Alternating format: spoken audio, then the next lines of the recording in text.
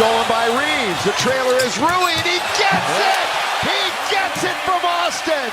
Opisyal lang nakuha ng Los Angeles Lakers ang kanilang ikalimampung panalo sa season sa loob ng 76 games nang wasakin ang kalasag ng number 4 seed sa Eastern Conference na Cleveland Cavaliers. Muling pinagbidahan ng nagbabalik na si Luka Doncic ang LA sa pag-score ng game-high 42 points, 5 rebounds at 6 assists sa loob ng 34 minutes playing time. Matapos ang nakuha niyang 1-game suspension dahil sa technical foul upang ipalasap sa Cavs ang kanilang ika-29 na pagkatalo. Nagparamdam naman si DeAndre Ayton sa loob ng pinta upang magbigay ng quality 18 points at 9 rebounds para sa Lakers. Si Austin Reeves naman ay gumawa ng 19 points kahit medyo maalat ang kanyang field goal sa 6 out of 16 shooting. Sa pagsisimula pa lang ng first quarter ay supalpal na agad ang natikman ni Donovan Mitchell sa mga kamay ni LeBron. Pero agad na kumilos si Jarrett Allen sa kanyang hook shot upang simulan ang scoring sa laban na naging daan para sa 6-0 opening run ng Cleveland Cavaliers.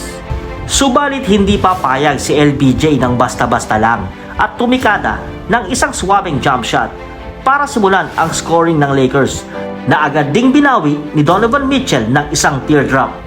Pinangunahan ni James Harden ang Cleveland Cavaliers sa opening quarter sa pag-score ng 9 points sa kanyang kabuuan na 17 markers para sa Cavs. Pero talagang napakahusay ng Slovenian superstar sa pagbibigay ng 13 points agad para sa Lakers at idikit ang unang kanto sa score na 34-32 pabor sa Cleveland. At pagsapit ng second quarter ay dito na unti-unting umalagwa ang Lakers upang tambakan ang Cleveland ng 13 points with 1 minute and 50 mark bago matapos ang first half. Dinomina ng Lakers ang second at third quarter sa pagkalap ng 78 combined points laban sa 49 combined points lamang ng Cleveland na tinampukan ng alley-oop dunk ni LeBron mula sa pasa ni Austin Reeves. Harden had it. There goes to Reeves. Oh, look out! Na nagpadagundong sa Crypto.com arena. And more importantly ay palubuhin ang lamang ng Lakers sa 17 points with 7 minutes and 44 remaining sa third quarter. Na para bang pinamumuka ni LeBron na maling-mali ang pambabastos sa kanya ng rookie ng Cavaliers na si Jalen Tyson.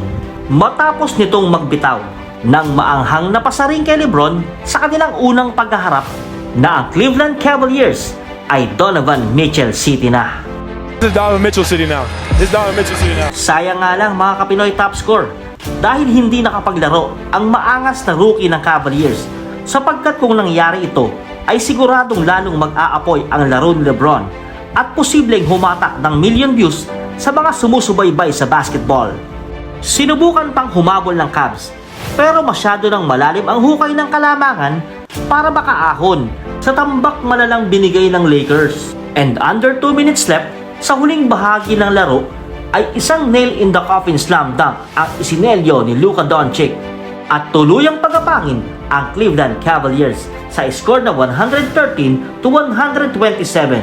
Solid team effort ang ipinakita ng Lakers sapagkat nagtala rin si LeBron, Rui Hachimura at Jake LaRavia ng tig 14 points.